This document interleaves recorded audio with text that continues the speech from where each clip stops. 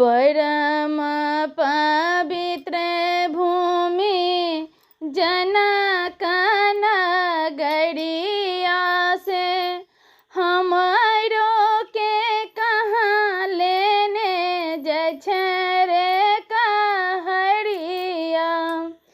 परम पवित्र भूमि जनक नगरिया से हमरो के कहाँ लेने जाइ रे कहरिया। हमरो के कहाँ लेने जाइ रे कहरिया।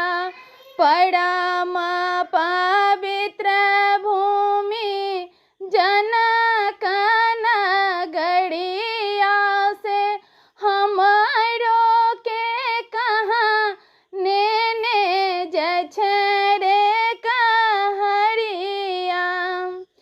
केरे बाकदम गाछे पीपर कलश पात सुंदर सब बन करे कहरिया।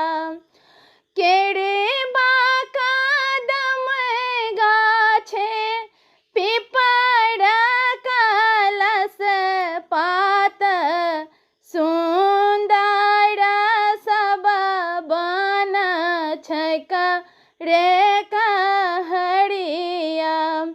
परम पवित्र भूमि जनक नगरिया से हमरो के कहाँ लेने जाइ रे कहरिया। हमरो के कहाँ लेने जाइ रे कहरिया। अम्मा मोरा रोबते होई है बसिया के पेड़िया से। बाबूजी रोबी है पूजा काल रे कहरिया। अम्मा मोरा रोबते होई है बसिया के पेड़िया से। बाबूजी रोबी है पूजा कल रे कहरिया।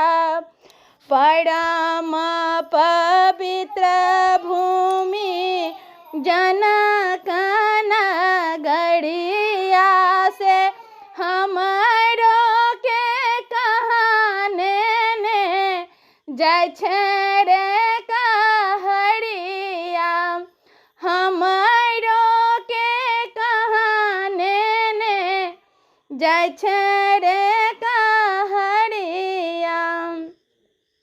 भाभी मोरा रोबते होई है भनेसा के बेरिया से। सखी सब रोबे दिन दोपहर रे कहरिया। भाभी मोरा रोबते होई है भनेसा के बेरिया से। सखी सब रोबे दिन दोपहर रे कहरिया। परम पवित्र भूमि जनक नगरिया से हमरो के कहाँ लेने जाइ रे कहरिया। हमरो के कहाँ लेने जाइ रे कहरिया। दाई माई रोबते होई है अम्मा के बुझाबते होई है। दाई माई रोबते होई है अम्मा के बुझाबते होई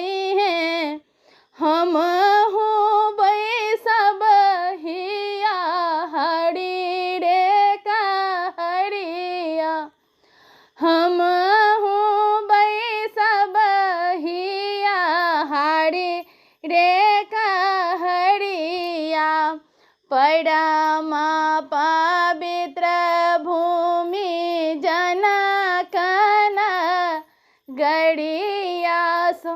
धन्यवाद। माफ करो कनी हमर बच्चा छोट छे, काना लगले तो गीत के हम बीचे में रोक रहल छी। ऐसे अहाँ सबके हम फिर बाद में सुनबै छी।